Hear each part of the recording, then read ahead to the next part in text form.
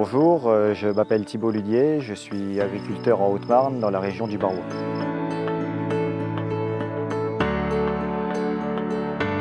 Nous cultivons du colza, du blé, de l'orge d'hiver et de l'orge de printemps, du tournesol, des lentilles et des févroles de printemps.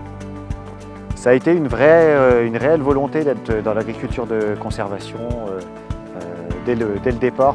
Les points forts agronomiques de l'agriculture de conservation sont d'augmenter la population de macro- et micro-organismes dans les sols. C'est bon pour la fertilité des sols. Le déclic, c'est des soucis techniques qui m'ont poussé à essayer cette méthode. Et c'est une méthode qui a très vite fonctionné chez nous. Les avantages économiques sont dans un premier temps au niveau des frais de structure et de mécanisation, en particulier au niveau de la consommation de fuel. Aujourd'hui, on sent une réelle volonté du groupe Soufflet de s'investir encore plus dans cette voie-là et ça nous conforte réellement. Alors là, on est à Rimeaucourt, à 5 km de Manois.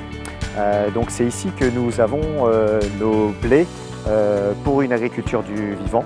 Cette parcelle est destinée à être en orge de printemps l'année prochaine. Donc entre les deux, on va faire un gros couvert qui restera donc tout l'hiver. Ça sera un gros mélange multi-espèces avec 7 espèces différentes, du tournesol, de la vesse, de la moutarde, de la févrole, des pois fourragers et d'autres encore. Le fait de couvrir les sols au maximum a un impact pour avoir une meilleure rétention également des gaz carboniques. Voilà ce qui prouve que nous sommes en agriculture de conservation, que le sol n'a pas été travaillé.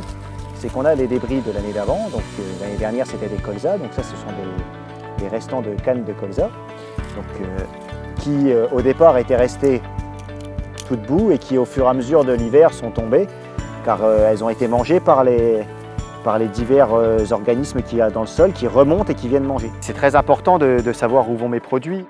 C'est une image de marque à défendre, l'agriculture française et son savoir-faire, et ça peut être source de valeur ajoutée pour nous autres agriculteurs. Et bien produire pour bien manger, c'est le cœur de notre métier.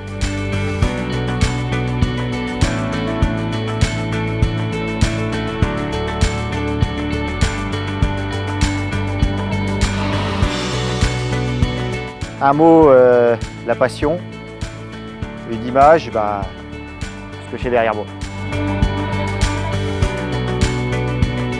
Arriver à s'approcher de la demande des consommateurs, un maximum. Le SMIC direct. Ce que je souhaite transmettre à mes enfants, c'est l'envie de bien faire.